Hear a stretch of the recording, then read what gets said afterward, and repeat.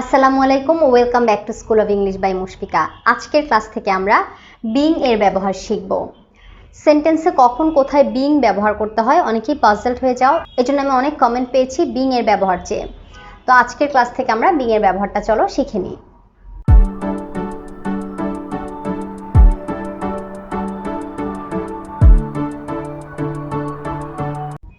দেখো এখানে দুইটা সেন্টেন্স আছে, you are silly, you are being silly. Silly শব্দের অর্থ কি? বোকা, ঠিক আছে? সিলি অর্থ বোকা, তাহলে ইউ আর সিলি, তুমি বোকা। এখন আমি তোমাদেরকে একটা গল্প বলছি যেন তোমরা ইজিলি বিং এর ব্যবহারটা বুঝতে পারো। আমার বোনের একটা ছোট্ট বেবি আছে, ওর নাম মানহা। আমি মানহার বাসায় গিয়েছি একদিন। মানহা অনেকগুলো খেলনা দিয়ে খেলছে। আমি হঠাৎ করে একটা খেলনা লুকিয়ে ফেললাম, আর এটা দেখে মানহা কান্না শুরু করলো। মানহার কান্না দেখে আমার বোন এসে বলল, Manha you are being silly. You are being silly মানে এই মুহূর্তে সে একটা বোকার মতো আচরণ করছে, কারণ সে তো জানেই খালামণি তার খেলনাটা আবার দিয়ে দিবে। তাহলে যখন তুমি বলবে ইউ আর সিলি, তার মানে এটা হচ্ছে তোমার একটা ব্যক্তিত্ব। ব্যক্তিত্ব মানে কি? সব সময় এই ধরনের আচরণ যদি করে তাহলে সে সিলি। কিন্তু মানহা সিলি না, সে ইন্টেলিজেন্ট, বুদ্ধিমতী মেয়ে। ওকে, কিন্তু ওই স্পেসিফিক সিচুয়েশনে এই যে সে হঠাৎ কান্না করে দিয়েছে, ওটা ছিল তার বোকার মতো আচরণ। তাহলে বিং দিয়ে বুঝাচ্ছে আচরণ, বিহেভিয়ার।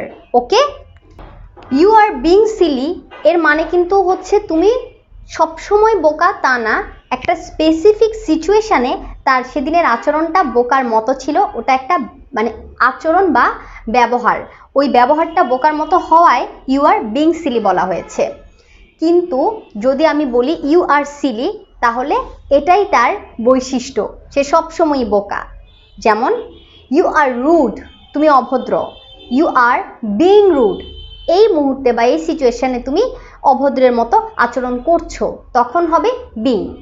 এখন যদি জিজ্ঞাসা করে তুমি এত বোকার মতো আচরণ করছো কেন, তখন হবে প্রশ্ন, why are you being so Seely.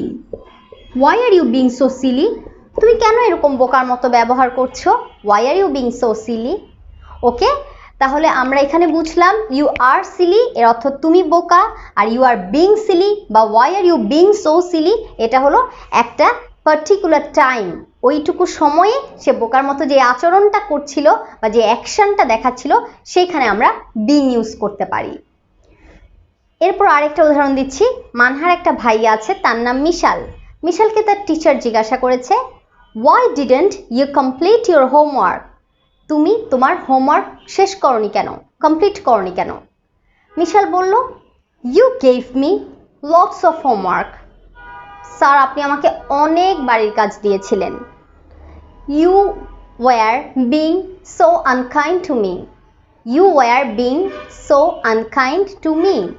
এখন এই সেন্টেন্স দুইটা আমরা দেখব। You were unkind, you were unkind, you অর্থ আপনিও হয় তুমিও হয়। এখন সে তার টিচারকে বলছিল, আপনি করেই আমরা ধরি, আপনি নির্দয় ছিলেন।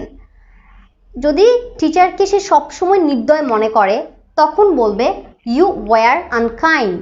কিন্তু টিচার তাকে এত হোমওয়ার্ক দিয়েছিল বলে সেদিন তার টিচারকে ওই স্পেসিফিক টাইমের জন্য মনে হয়েছে নির্দয়, এই জন্য বলল you were being so unkind to me. আপনি আমার প্রতি অনেক নির্দয় ছিলেন, এত হোমওয়ার্ক দিয়েছেন যে হোমওয়ার্কটা শেষ করা তার জন্য কঠিন হয়েছিল। এইখানেও আমরা বিং ইউজ করেছি। তাহলে বিং দিয়ে বোঝাচ্ছে একটা পার্টিকুলার টাইমের আচরণ বা ব্যবহার। ওকে, এই জন্য এটা সব সময় হচ্ছে না, এই জন্য আমরা স্পেসিফিক সিচুয়েশনে বিং ওয়ার্ডটা ইউজ করছি। তাহলে আমরা খেয়াল করি, এখানেও অ্যাডজেক্টিভ আছে, এখানেও অ্যাডজেক্টিভ আছে। তাহলে বিং এর পরে অ্যাডজেক্টিভ হতে পারবে। এই ব্যবহার বা এই প্যাটার্ন ফলো করলে আমরা বিং এর পরে অ্যাডজেক্টিভ লিখতে পারছি। কিন্তু মনে রাখবো, যেই অ্যাডজেক্টিভগুলো ইমোশন, মনের আবেগ প্রকাশ করবে, সেই আবেগগুলো বা সেই অ্যাডজেক্টিভের ওয়ার্ডগুলোর সাথে আমরা বিং ইউজ করতে পারি না।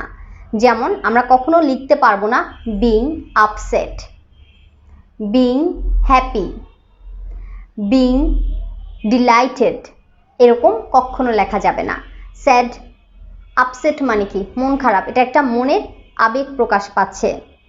তো ডিলাইটেড মানেও আনন্দিত, মনের আবেগ যেখানে প্রকাশ পাবে বা ইমোশন যেখানে প্রকাশ পায় সেই ধরনের অ্যাডজেক্টিভগুলো আমরা বিং এর সাথে লিখতে পারবো না।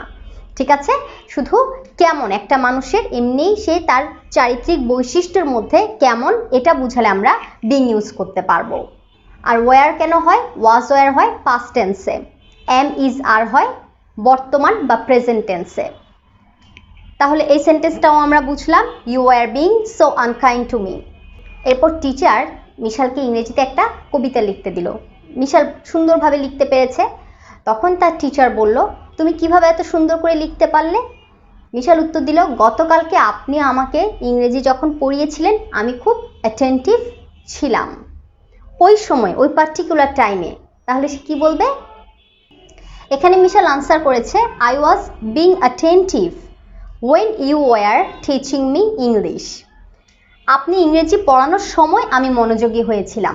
তার মানে অন্য সাবজেক্টগুলো যখন পড়াচ্ছিল, বাংলা বা ম্যাথ, সে হয়তো এতটা মনোযোগী হয়নি যখন ইংরেজি পড়ানোর সময় মনোযোগী হয়েছিল।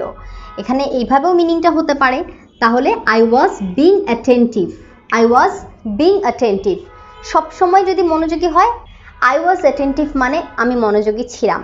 আর আই ওয়াজ বিং অ্যাটেন্টিভ দিয়ে বোঝাচ্ছে ওই স্পেসিফিক সিচুয়েশন যখন টিচার তাকে ইংরেজি পড়াচ্ছিল সেই সময়টাতে সে মনোযোগী ছিল। তাহলে আপনি ইংরেজি পড়ানোর সময় আমি মনোযোগী হয়েছিলাম, I was being attentive when you were teaching English.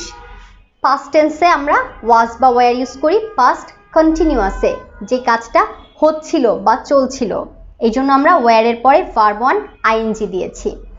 ওকে, তো আমার মনে হয় এই ক্লাসগুলো থেকে আমরা বিং এর ব্যবহারটা বুঝেছি।